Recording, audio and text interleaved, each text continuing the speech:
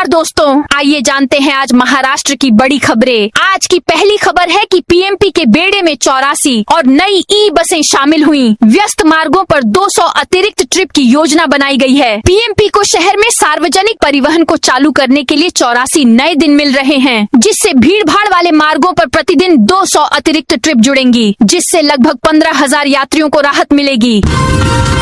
Meera road waste में 318 एकड़ जमीन सरकार के नियंत्रण में। राज्य सरकार ने मीरा रोड पश्चिम में लगभग 318 एकड़ जमीन पर अपना मालिकाना हक जताने और भारी मात्रा में जमा राशि जमा करने वाले मीरा सॉल्ट संगठन को करारा झटका दिया है। राजस्व मंत्री चंद्रशेखर बावनकुले ने विधानसभा सत्र में संबंधित जमीन को श्रेणी 2 में शामिल करने और उसे सरकार के नियंत्रण में लाने का आदेश दिया है।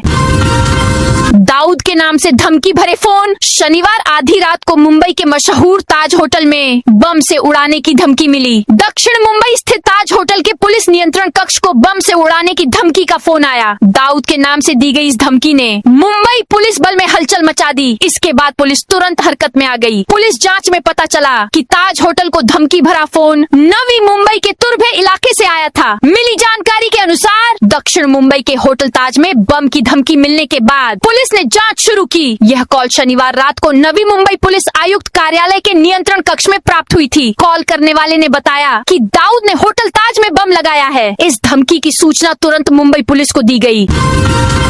लड़की बहन को झटका। राज्य में कई महिलाएं मुख्यमंत्री माझी लड़की बहन योजना का लाभ उठा रही हैं। विधानसभा चुनावों में सरकार को भी इस योजना से काफी फायदा हुआ था। अब इस योजना को लेकर एक बड़ा अपडेट सामने आ रहा है। लाखों महिलाओं के नाम मुख्यमंत्री माझी लड़की बहन योजना से हटा दिए गए हैं। पहले सरकार ने अनुमान लगाया था कि 80 लाख महिलाओं के नाम हटाए जाएंगे, लेकिन अब चौंकाने वाली जानकारी सामने आ रही है कि 92 लाख बहनों की किस्त रोक दी जाएगी। मिली जानकारी के अनुसार सत्यापन और ई-केवाईसी प्रक्रिया के बाद 92 लाख से अधिक महिलाओं के नाम लाभार्थी सूची से हटा दिए गए हैं।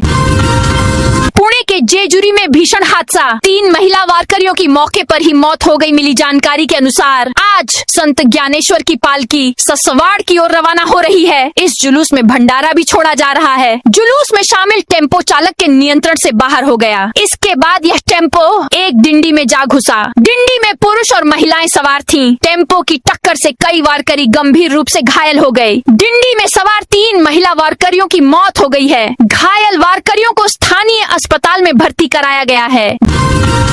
वरंधा घाट 31 अगस्त तक यातायात के लिए बंद रहेगा। पुणे के भोर से कोंकण के महाड़ तक फैले वरंधा घाट पर भूस्खलन का सिलसिला जारी है। इसलिए भूस्खलन की आशंका को देखते हुए वरंधा घाट 31 अगस्त तक यातायात के लिए बंद रहेगा।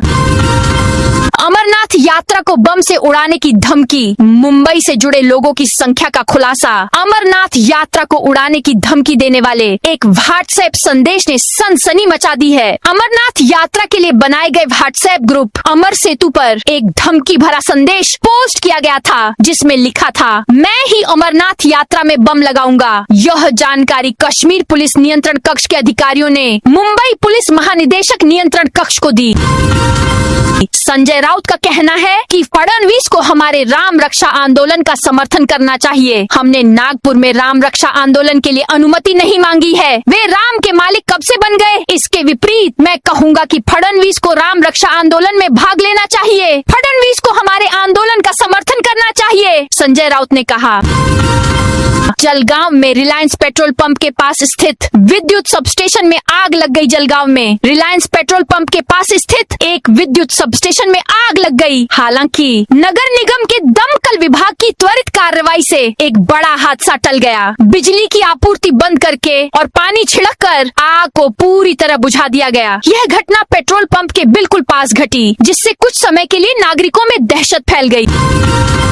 छत्रपति संभाजीनगर जिला बैंक के चेयरमैन पद के लिए शिवसेना में खींचतान। छत्रपति संभाजीनगर जिला बैंक के अध्यक्ष पद के लिए शिवसेना में खींचतान। भूमरे सत्तार गुट मैदान में हैं। विधायक अब्दुल सत्तार के बेटे समीर सत्तार और सांसद भूमरे के बेटे विधायक विलास भूमरे दोनों ही इस पद के लिए इच्छुक हैं। भाजपा की भूमिका निर्णायक होगी। ऐसी चर्चा है कि मंत्री अतुल सावे भी अध्यक्ष पद की दौड़ में शामिल हैं। अध्यक्ष उपाध्यक्ष चुनाव 20 जुलाई को होंगे। राजनीतिक गलियारों की निगाहें अंतिम निर्णय पर टिकी हैं।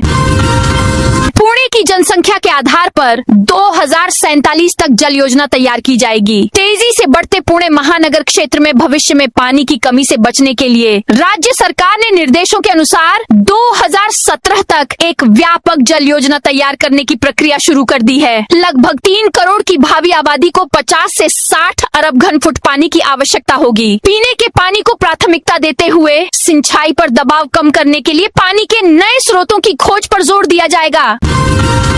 मौसम विभाग की ओर से बड़ी चेतावनी। कुछ दिन पहले महाराष्ट्र में भारी बारिश हुई थी जिससे राज्य में तबाही मच गई थी, लेकिन अब पिछले 2-3 दिनों से राज्य में लगातार बारिश हो रही है। कम समय में हुई भारी बारिश के कारण राज्य के कुछ हिस्सों में बाढ़ जैसी स्थिति उत्पन्न हो गई है। कई गांव जलमग्न हो गए जिससे भारी नुकसान हुआ। हालांकि दूसरी ओर राहत की बात यह है कि इस बारिश के कारण कई बांधों में जलस्तर में काफी वृद्धि हुई है। इसी बीच मौसम विभाग ने एक बार फिर चिंताजनक चेतावनी जारी की है। भारतीय मौसम विभाग ने 17 राज्यों में भारी बारिश की चेतावनी जारी की है। मौसम विभाग के नए पूर्वानुमान के अनुसार सोमवार 13 जुलाई को देश के कई हिस्सों में भारी बारिश की संभावना है।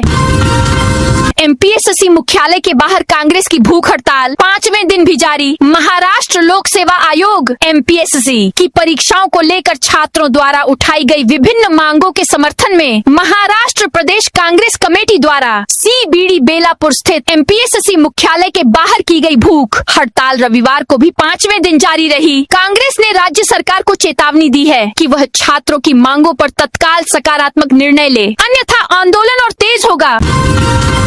राजश्री साहू महाराज वरिष्ठ साहित्य कलाकार सम्मान योजना राज्य सरकार का सांस्कृतिक निदेशालय कला और साहित्य के क्षेत्र में लंबे समय से योगदान देने वाले व्यक्तियों को आर्थिक सहायता और सम्मान प्रदान करने के लिए राजश्री साहू महाराज वरिष्ठ साहित्यकार पुरस्कार योजना लागू कर रहा है। इस योजना के लिए जिला स्तरीय समितियां गठित की गई हैं। हालांकि अहिल्यानगर जिला समिति पिछले 1.5 साल से अधूरी है। इसके 10 सदस्यों में से केवल 6 ही निर्वाचित हुए हैं। लाभार्थियों का चयन इसी अधूरी समिति के माध्यम से किया जा रहा है। फर्जी स्कूल फीस का आदेश। प्रशांत वाडिले 160 करोड़ रुपए के वित्तीय धोखाधड़ी मामले में संलिप्त जिया भर में फैलाई गई फर्जी छात्रवृत्ति के एक मामले में सरकार को लगभग 160 करोड़ रुपए का वित्तीय नुकसान पहुंचाने के आरोप में नासिक आर्थिक अपराध शाखा ने महत्वपूर्ण कार्रवाई करते हुए आरोपी प्रशांत तुलसीराम वाडिले को धुले से गिरफ्तार किया है। धुले से गिरफ्तारी के बाद उसे प्रथम श्रेणी न्यायालय में पेश किया गया और आगे की कार्रवाई के लिए उसे हिरासत में भेज दिया गया।